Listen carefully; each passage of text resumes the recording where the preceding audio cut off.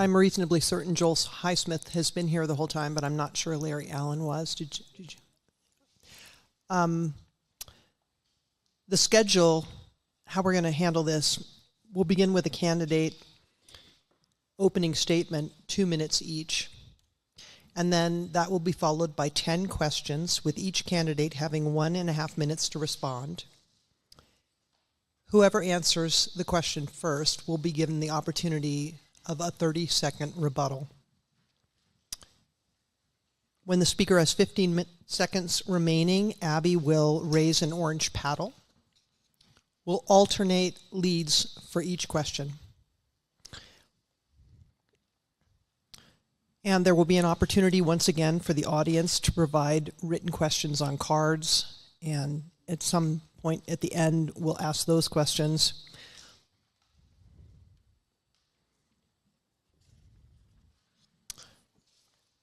Why don't we go ahead and start with you, Mr. Highsmith, with your opening statement, please.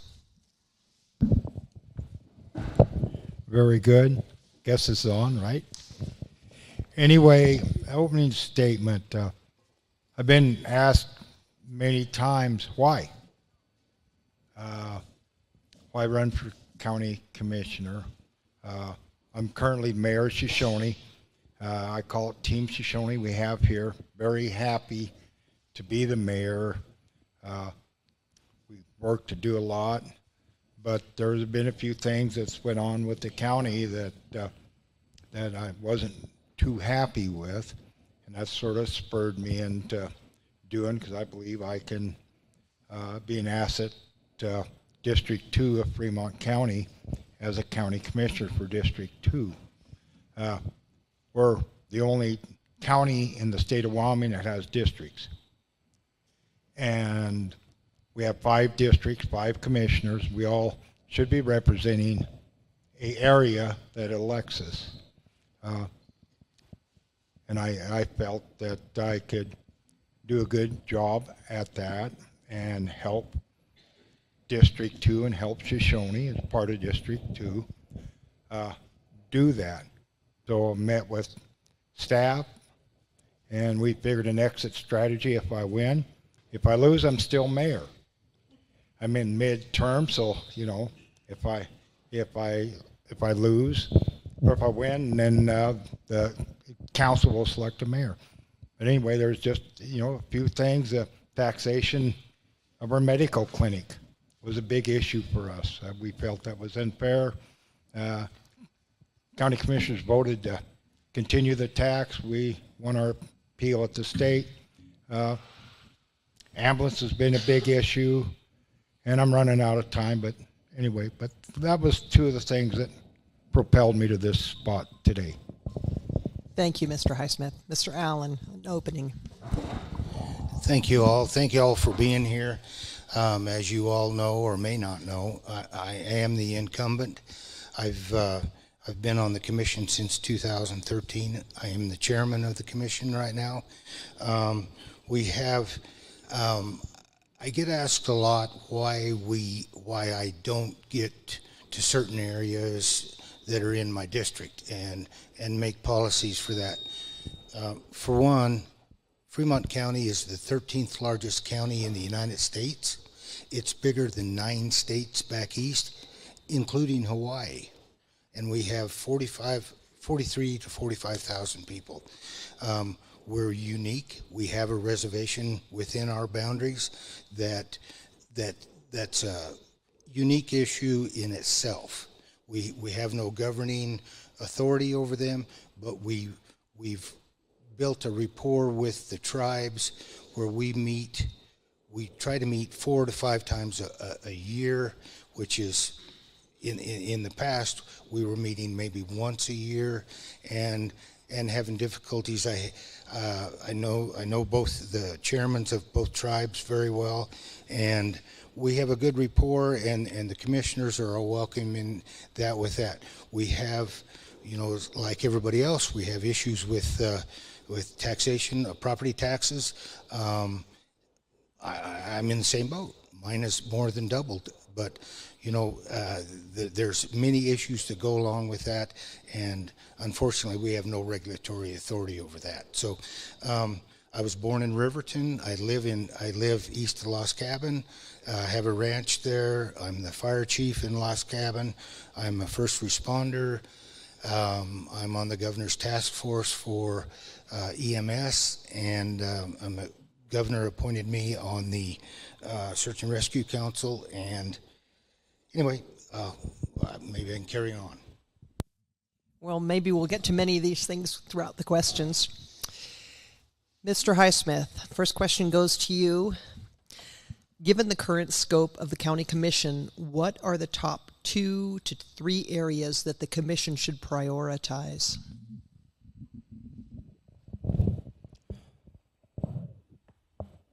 Number one, ambulance has to be a priority. It's county-wide. It's something we need. I know we're figuring out how to fund it. I don't have the answers, but all I know is what we're doing hasn't been working well. We average is over a 40-minute wait, 43 to 45-minute wait for an ambulance here in Shoshoni. We've tried to get an ambulance here in Shoshoni unsuccessfully from the county. We have acquired one ourselves right now. We're in the process of waiting for the state to certify us. We haven't had good response with the county was willing to work with us on that at all. That's one of the reasons I'm here. But that's very important county-wide ambulance service. There's many reasons they're having issues. I think that should be a priority to work out real hard. You know, secondly, I think we need to look at how we're spending our money and look real close. I don't know if we have a taxing issue. We may have a spending issue, set priorities. That's real important. And healthcare, I think, is something we also should be looking at. Thank you. Mr. Allen. So I agree. The ambulance should be the number one priority. Part of the problem is that we are not mandated by the state or any other agency, federal or whatever, to provide ambulance service for the entire county. We've talked to the community leaders, Lander. 2 years ago, I believe they gave us $100,000 to help operate the ambulance service, but we have Du Bois as well. Du Bois averages about 7 calls a month. It costs us to keep an ambulance fully staffed over $400,000 a year. The Riverton is the big user, and at the time, that mayor said that they didn't need ALS providers, and that's what we have in our contract is ALS providers. He thought they could get by with BLS provider, which would be basic life support. We have Jeffrey City. We'll never get ambulance service in Lysite. That's why I'm a first responder. I'll move on. The roads are a huge issue. We're currently on this ballot coming up. We have a 1% infrastructure bill. Without that infrastructure bill, the counties, we've re-graveled over 500 miles of county roads since we've done that, since we've had that infrastructure bill, and more to come, and bridges, and then law enforcement. We can't pay our law enforcement. Nobody wants to be a law enforcement officer, and we can't pay them enough to come here, so we're currently working on adjusting their salaries. Thank you. Mr. Highsmith, you have 30 seconds to rebut. Yes, ambulance funding, that's a big problem. The half-cent economic development tax could possibly help do that. Funding with a sales tax is a fair tax and don't hit the property owners so much. That would that could help. And of course, Mr. Chairman Allen is very correct about roads and police. Thank you. Mr. Allen, the homestead exemption law now includes a 50% exemption for the homeowners who are older than 65 and have paid property taxes for 25 years. This exemption will create a statewide revenue shortfall of over $49 million in the first year. How should the revenue loss be replaced, and or what services should be cut? So that tax won't take in. I mean, that tax reduction, if you will not take place until next year, and it won't affect it hasn't affected us so far this year. So next year it'll cause a shortfall of over 300,000. That's our estimated value, what we will lose in revenue. So the trouble of it is all these property tax relief bills are that the two that have been passed this year. They've the first one we saw a reduction of about $250,000. We're looking at an additional $300,000 next year. The trouble we have is the legislature approves these bills, and if the governor signs them, currently there's no plans to backfill to reimburse the counties for their shortfalls.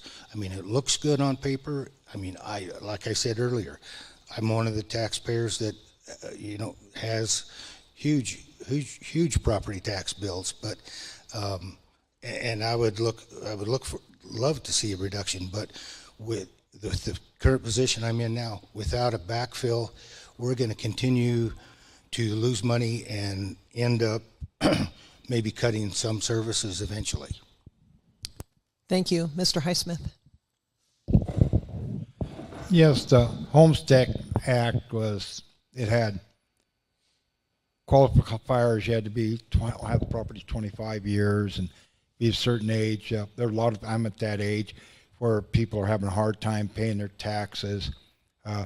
Really, we need to put pressure on the legislature to have them backfill. This is the $49 million is a drop of a bucket to what the state put away in savings.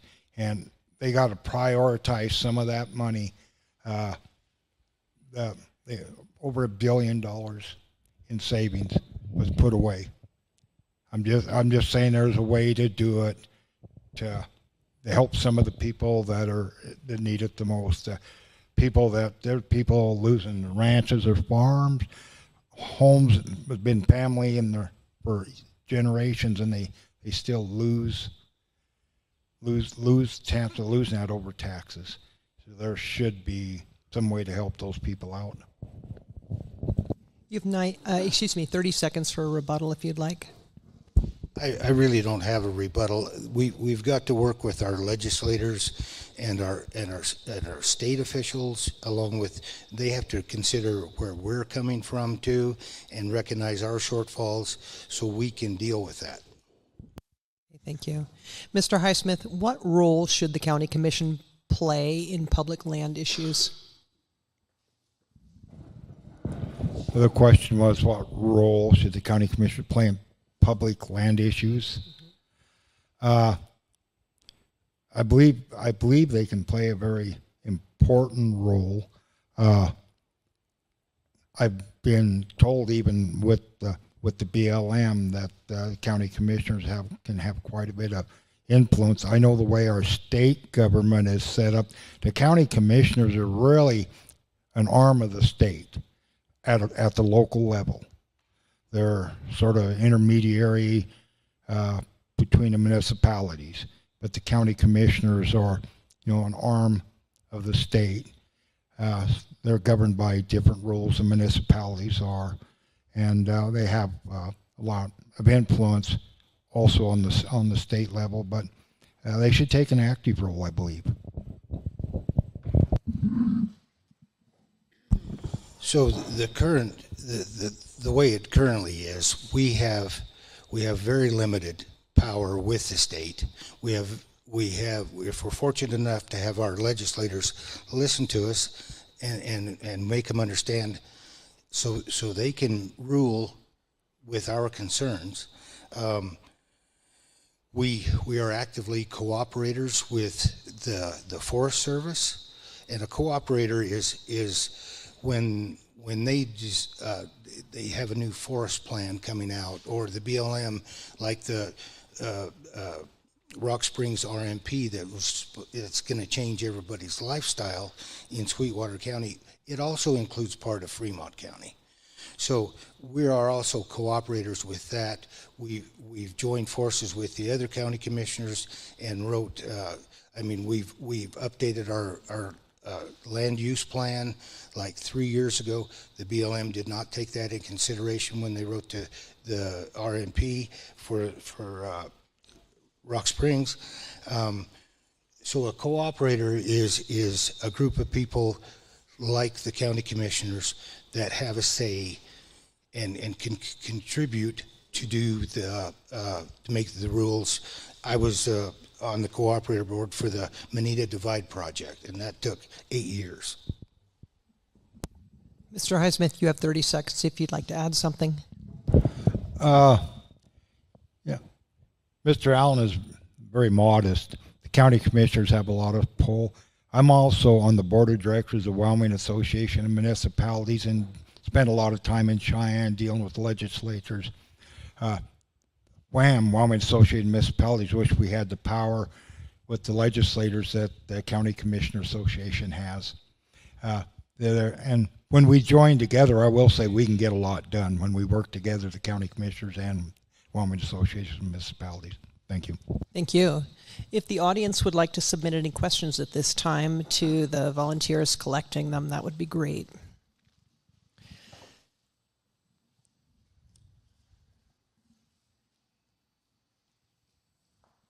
Mr. Allen, do you propose changes to the current county level funding model? So let me give you a little background. When I first got elected to this position, we had a $7 million in cash reserve. Since that time, with COVID and our shortfalls and our property evaluations going down to $500 million, we managed to save $19 million in our cash reserve. With that, with our shortfalls this year, with our mineral extraction ad valorem taxes, and the reservation taking over the oil fields within the reservation boundaries, and their lack of paying taxes on that, and we ultimately we were short almost $6 million. Thank goodness we had the cash reserves in place to do that. And we still have approximately $12 million in cash reserve after getting through the budget season. I'm sorry, you'll have to. The question was, do you propose changes to the current county level funding model? Yes, of course, because we can't continue to rely on property taxes, but then again, we can't continue to rely on the mineral taxes, the ad valorem taxes, because, for instance, when Contango's gas plant burned up, they were shut down for over a year. That cost us over $25 million in valuation. It cost them $100 million to do that. We just need to find a place to work with the legislators to come up with an alternate funding source or reliability. Okay, thank you. So, Mr. Highsmith, do you propose changes to the current county level funding model? Yeah, to be honest with you, I'm not educated well enough on their funding to propose any changes. All I can do is say we need to look at it and run it up the flagpole and see what we got. I mean, we need to look at, we have an issue in all of Wyoming, or most of Wyoming, because we're losing mineral extraction money that we've lived on forever. So what are we going to do things different? Because if we want the same level of services from the state and the county and the municipalities, you got to fund it one way or the other. Nobody likes taxes, so I don't know the answer. If you have no taxes, we don't have nothing. If we run out of money, we got to look at what are we not going to do? What services aren't we going to provide? Are we going to provide ambulance? You kind of need roads. Municipalities need sewer and water. I mean, there's things you can't do without, but it'd be hard decisions. The only thing I know to do is look at economic development, see what we can do. That is, and how we can, look outside the box. That's something I've done here, being pretty successful in Shoshoni at looking how to raise money and doing things. And I don't have no golden idea that, but it just take a lot of hard work and get involved, and I have the time to be able to do that. Did you want to add anything, Mr. Allen? Well, the next question leads right into the parts that you all left out just now. Namely, given our current system of taxation that funds our government and public programs, what do you believe should be taxed? Or what state services should be modified? Yes. We'll start with Mr. Highsmith. Well, the question you just raised about you have to cut something or you have to tax. I want to know, what would you tax or what would you cut? Tax a little simpler for me. I believe a sales tax is a fair tax. Everybody pays it. When we all have different opinion, but I believe a sales tax is a fair tax. But what do we add sales tax? What do we have to bring it up to? I don't have those questions. It depends on what the budget looks like spending. We know how important are roads to us. I think they're pretty important, but maybe there's places there. How much money do we spend on our library? Be a question. How important is that to the public? Taxes that you can bring to the citizens and a ballot, like our 1 cent tax we have now and the half-cent tax, that comes to where the people vote on taxes. If you can bring it to the public and they vote to tax themselves, that's a good thing if they're willing to do that. If they don't, if you look like the 1 cent tax was for roads and stuff, and the public has decided for many years now that they want the roads done, and we'd be, all of us, county, municipalities, we'd be in a lot of trouble without that 1 cent tax that we're getting. So, thank you, Mr. Allen.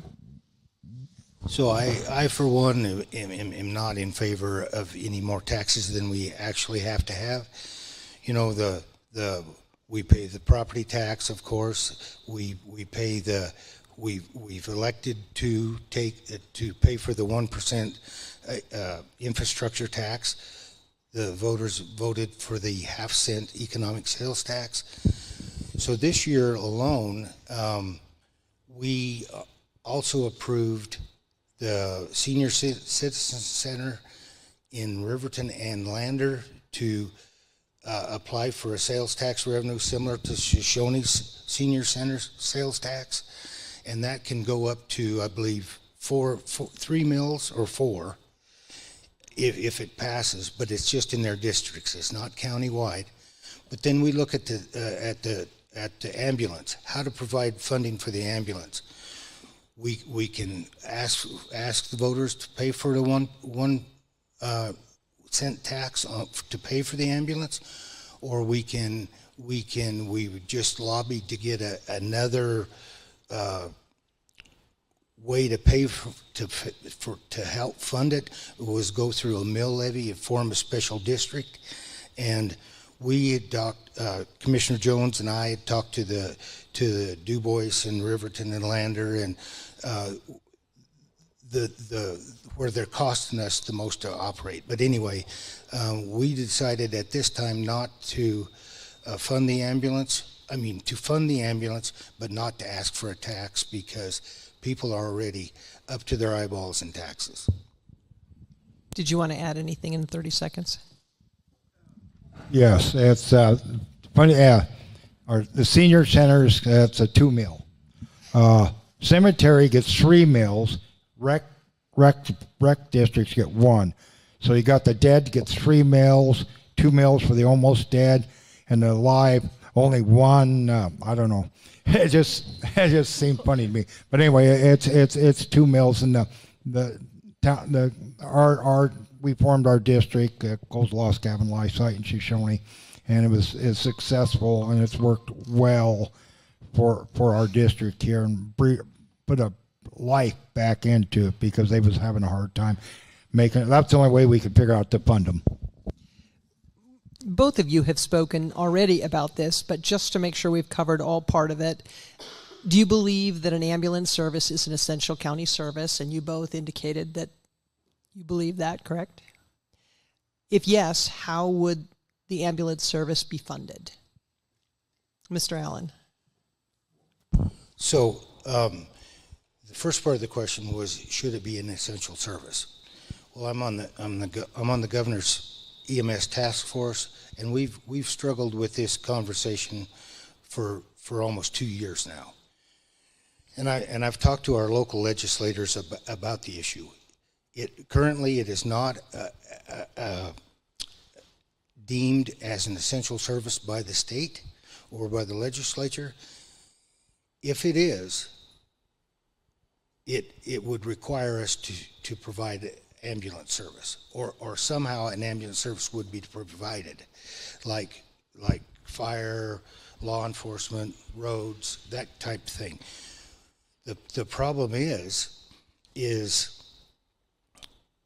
when I talked to our legislators about how it could be funded, they said, well, we can make it an essential service, no problem, but we'll put the funding mandate back on the county.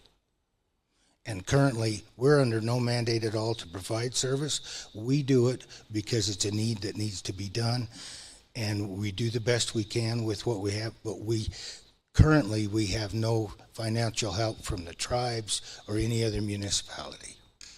We've got to remedy that immediately. Mr. Highsmith? Yeah, ambulance, big issue for me. We've looked at many things, and it's not mandated. It should be. It should be mandated, and then work out with the legislator or how we fund it, but it should be mandated. I've been working with the legislation trying to get that through for a couple of years myself, and working with WHAM to figure out try a workable solution. You know, one of the solutions, you know, it may be a combination. When they privatized our ambulance, it ruined our volunteerism in Fremont County. One of the reasons they wouldn't, even a search and rescue representative in Du Bois couldn't drive an ambulance. They wouldn't allow that because the insurance. You had to have a lot of training because of insurance. You had to have all the all the training required by the company. I'm not too sure that we don't go back to the county and operate and get away. It's privatized. I mean, that's worth looking at. And combination of volunteers are harder to find now, though, admittedly. But looking if there isn't some way to make it more affordable for the municipalities and the county itself with a combination of that. So an audience member just had basically a follow-up question to this saying, would you support legislation to do it in state statute? And I just heard you say that still doesn't solve the funding part because it gets kicked back. But would you support legislation? So I would support some legislation, some sort of an avenue that we can take to help us with the funding. The trouble of it is the state of Wyoming is so diverse. I mean, we have some areas like Park County and parts of Bighorn County and Washakie County that are served under a provider that's funded out of Park County with a hospital tax. There's another tax. Then we have other groups like Weston County. They can't afford an ambulance. They can't afford to pay a contractor or a provider, so they have to go and wait lengthy times for an ambulance to come out of Newcastle or Lusk, or, well, Lusk doesn't have one, but Douglas or somewhere close. There's so many counties that have a lot of money and so many counties that don't have a lot of money. And how do you figure out a fair without the state paying it entirely? And I could go on and on about the ambulance. Mr. Highsmith, do you support a state statute? I do, and if we're forced to do it, we'll figure out how to fund it, and I agree with Commissioner Allen. I believe the state probably should be involved. When they drew up our Constitution and everything here in the state, ambulance wasn't a big deal. So they sort of went over sewer and water, road, but ambulance, they never thought about ambulance. But ambulance is really important. I was elk hunting up above Lost Cabin and had the start of a heart attack going on. So I called my wife. I didn't wake anybody up at camp, didn't want to scare anybody. And had my wife and my daughter said, meet me in Waltman. There's no way to call an ambulance up. We'd be there 2 hours earlier. And then the ambulance would get there and no health care in Riverton, basically. So my wife met me at Waltman about 6 minutes after she started driving. I did have a heart attack. I felt okay when I got to Casper, and they said, well, we'll check you out, and found out I had one, and it happened quadruple bypass. But anyway, we got no ambulance service, and it was better to drive myself and trying to rely on what we would get. That's a yes on the state statute. Okay. Yes, I support a state statute for an ambulance. We should be. Here's a yes/no question. Mr. Allen, do you support the half-cent countywide economic development tax? Not the way it's currently written. Okay. Mr. Highsmith? Yes. Okay, here's a small question, Mr. Allen. Should the county commission play a role in solving the problem of access to many healthcare services, such as maternal, stroke, and cardiovascular care? Why or why not? So currently, the public health nurse, the county public health nurse, we have a very vigorous maternal child health care program going on. In fact, I think we just hired 2 new nurses for that. The heart issue, the heart cardiovascular, and what was the other part? Stroke. That should be in every municipality, every community. The trouble of it is that there's no funding, and the Department of Health and the recruitment to get people in such a rural setting as Wyoming has, even if you have Riverton, Lander, so on and so forth. We can't keep health.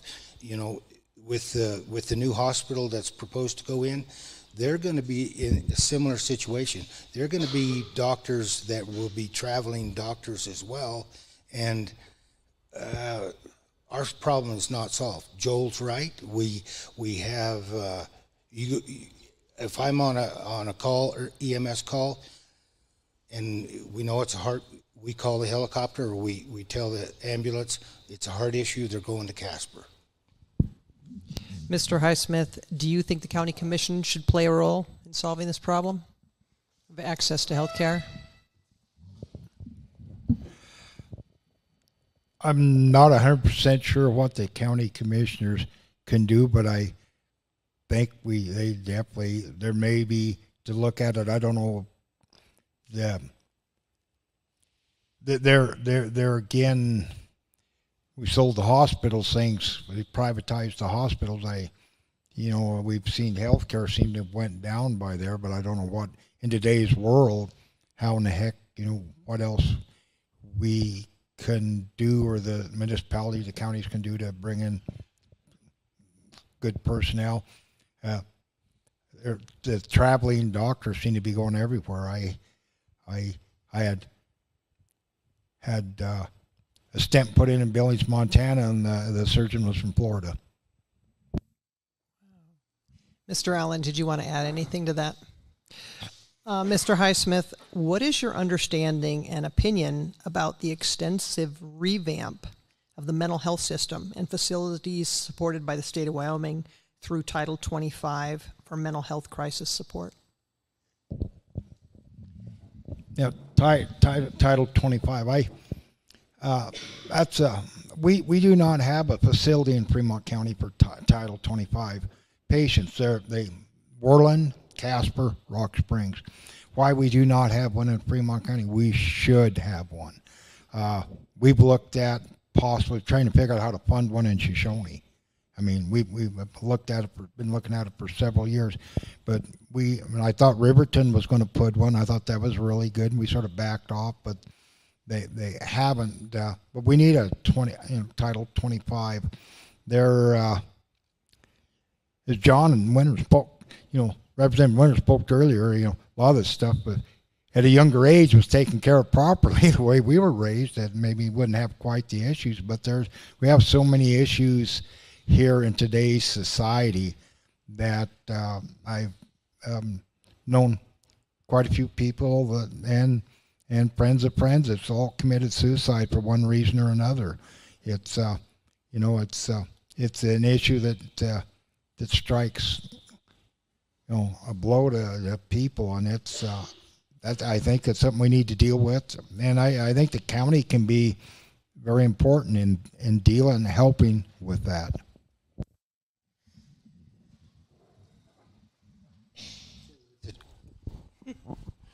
With the Title 25 issue, that's a law that was passed, and it was mandated that the counties pay for the first 72 hours of treatment. You get a violent patient that comes in, no facility will take them in a violent stage, and our only alternatives are Gillette, Casper, Worland, or the state hospital, or take them out of state. If you take them out of state, you lose primacy over that patient, and you have no authority over what treatment they've done and this and that, and so you lose the accountability of that patient. But any other facility will not take a violent patient. And there was a comment made earlier about the Title 25 patients being put in jail. That's only if that patient is violent and we can't get them treated and evaluated before the 72 hours. But then we still have to provide treatment to the patient for the 72 hours and provide transport to a mental facility. The state spent $50 or $75 million upgrading the state hospital in Evanston. That freed up 3 beds for Title 25 patients, and they're always full.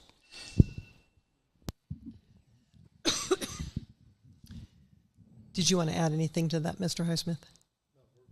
Okay. Mr. Allen, assuming that the commission has hired a trained librarian, should a community member be able to override the library's acquisition, display, and oversight policy? So the library, if they've hired a trained librarian, that person, that trained librarian should work with their board and come up with policies and procedures and how to make books available, age group determinations. There's several things that they could work with rather than just going in there and saying, we're going to get these books, and if you all watch the news, we're under a lot of scrutiny because of that. And they have a board, a governing board, that governs that and makes policies, and they should work with their librarian and move forward with that. And if they come to a stalemate, then they need to come to the commissioners. And if not, then we need to make appropriate changes when it comes time to appoint new board members. Thank you. Mr. Highsmith. Yeah, I believe there was an issue that a lot of us are aware about. I think the county commissioners, if I follow, Larry can correct me if I'm wrong, but they had some discussions with the library board, and there was some complaints from some citizens of some of the inappropriate literature that could be checked out by children. And but I believe the county commissioners may eventually address that, and through their board, that some of these boards act as independent agents instead of representing. They're appointed and represented by the county commissioners, and they should be following the direction of the county commissioners because they're appointed position, not elected position, and they should be following the direction of the elected officials to do what they need. And I don't believe if all that was going on as the way it should, but anyway, I believe the county commissioners did correct that problem, and I don't believe a citizen should override a librarian. Of course not, but they should go through the proper procedures if there's issues to that, and the citizens should have the right to address them through the proper channels. Thank you. Mr. Allen, did you want to add anything? I'll just say that currently a person from the public can come in. And we have a public comment period, and they have 2 minutes to speak. And we set a policy and not policy, excuse me, guidelines on what the conduct will be during the public comment period. They can air their concerns.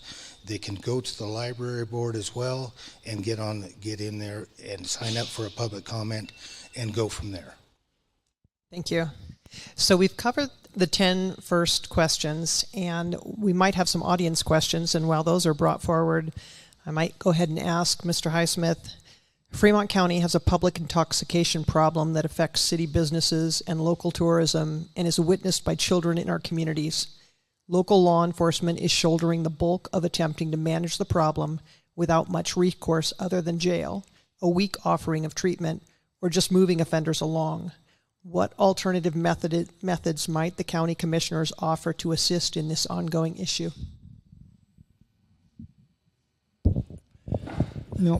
I believe this has got to be a joint venture, not only just the county commission. I just Thursday at an engineer's office, there was a gentleman that fell onto the sidewalk, passed out, and they had to call the Riverton PD to come and make sure he's safe, and 97 degrees out there. But I believe that could be a joint venture that may involve not only the municipalities and the county, but also the tribes to address this issue, because there's people could die in the wintertime. I mean, but it's a huge issue that we have here in Fremont County, and law enforcement, I think, is overwhelmed by it. So I believe work together and try to find a solution. Larry probably got a better handle on that than I do, be honest with you. So currently Fremont County does fund, we recently funded a study for Riverton for a homeless shelter that will provide counseling and training and stuff like that. So we funded that study. We contributed heavily to the Center of Hope, and they provide shelters for people that, we've got to understand that it's not just alcohol that are the problems. We have calls about 6, 7, and 8-year-old kids that are taking opioids, smoking marijuana at school, and plus drinking. I mean, it's not, and I got to say, it's not just, everybody thinks it's the tribal members that are part of this, but it's not just tribal members. It's all walks of life, and it's really concerning that we have so many kids. The issues we have is we got a lot of heat because we were approving catering permits and malt beverage permits for like a weekend, I'll give you Mountain Man Rendezvous. Anyway, we have 17 liquor licenses in the state. Riverton alone has 39. Did you want to add anything, Mr. Highsmith? No, I just Larry brought up some awful good points. I just say it takes all of us to sort of work together. There's a need. We can probably figure out how to do it. That's sort of how we got our medical clinic here in Shoshoni. We had a need, and we just figured out how to do it. Okay. Well, I don't have any audience questions. I have one final question that's actually pretty big and important. Mr. Highsmith, what services provided by the county do you consider essential services? And what current services do you consider unessential? Well, I don't know. I probably don't even know all the services they provide. But, the county is providing ambulance, it's costing a lot of money. I believe that's an essential service. County's providing fire protection for us here in Shoshoni. We're a county here. They're doing an excellent job. That's essential. Roads and bridges, we gotta have them. If we're gonna, for commerce, if our roads get too bad, that could affect economic development. You don't want to live here, people. You just gotta have that. I believe one thing that, and services that they're providing we don't need, not services I think they should provide, or that was the question. So it was what's essential and what are we maybe not so essential? And what do we do that we don't really need? That's a good question. One of the solid waste is an issue for me. I think we could do better in what we're doing, but maybe it's we pay a tax, mill levies on it, and then we're also paying a scale tipping fee. That's quite a bit. I don't know if all of our money on our library, if we should be spending as much as we should, but. Libraries are nice. I got library cards, but are we spending the money wisely? I think someone would look at, or can we find ways to get more out of less? I don't know. Thank you. Mr. Allen. So, of course, ambulance service is huge. People don't realize the importance of ambulance, county fire, law enforcement, until they're in need. They make the call, and they're really glad to see those flashing lights come over the hill to help them out. They don't think about it other than that. We're mandated to fund the roads, law enforcement, library, museum, and one other. So those we have to mandate. There's other services. It's very hard to say they're non-essential. I mean, you look at WIC. Granted, they're all we do when we fund WIC, we provide them with a place for their office and their utilities and so on and so forth. That's minimal. But then you look at like extension, what the county agents do, what the 4-H does for the kids. You look at child services. Where do you cut it off? Because no matter where you cut it off, those services, if you label them non-essential, they're very essential to a lot of people. Did you want to add anything, Mr. Highsmith? Yeah, just a little bit.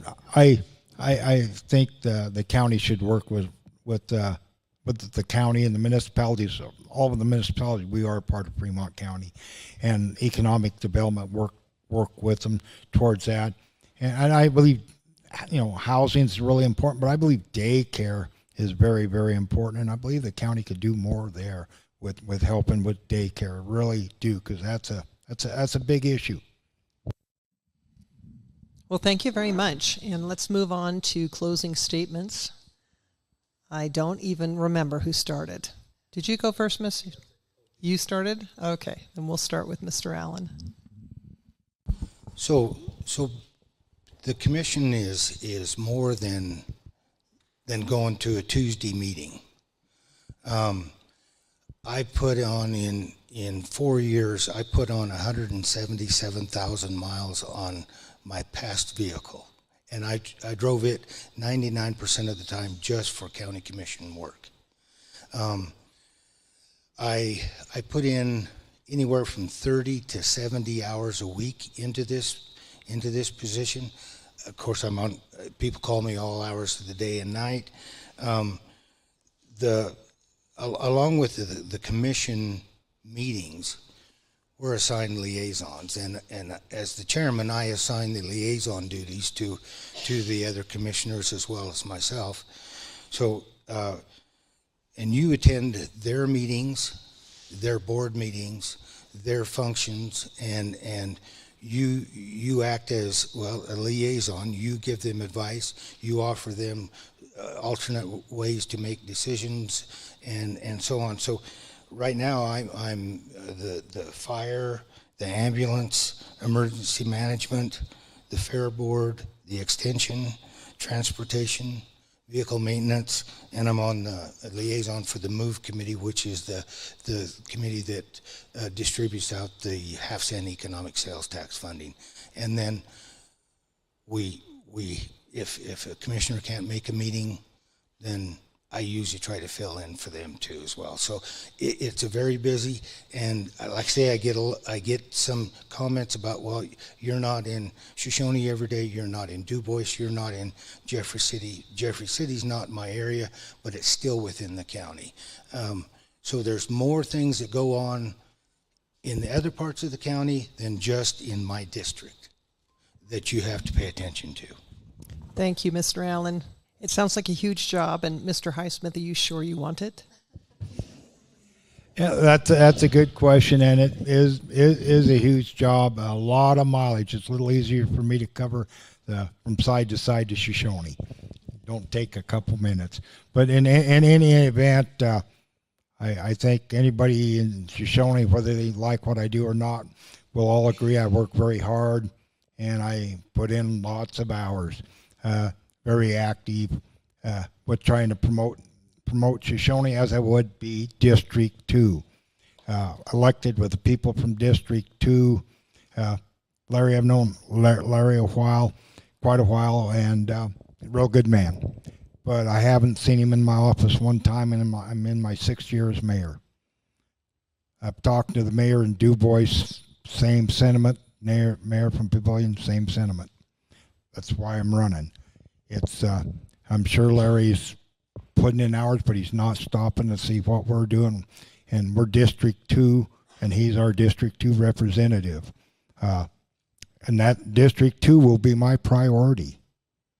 Most times, something good for Riverton or Lander is going to be good for Shoshoni or Du Bois, but maybe not always.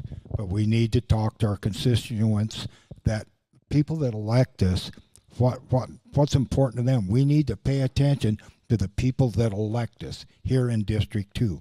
And that's what I'll do.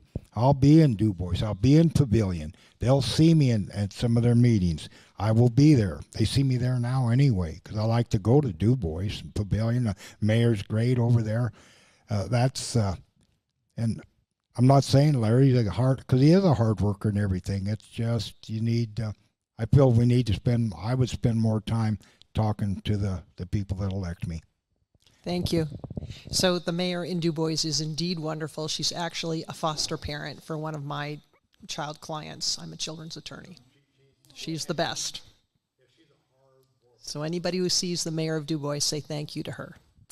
On behalf of the League of Women Voters of Wyoming, the Fremont County Republican Party, the Republican Women of Fremont County PAC, and the Fremont County Democratic Party, I want to thank these two candidates for participating tonight and in this election. It's humbling to hear how much you are invested in our community. And earlier we asked the audience to hold their applause. Actually, we didn't. Very early we did. I welcome the audience to give these candidates a round of applause now.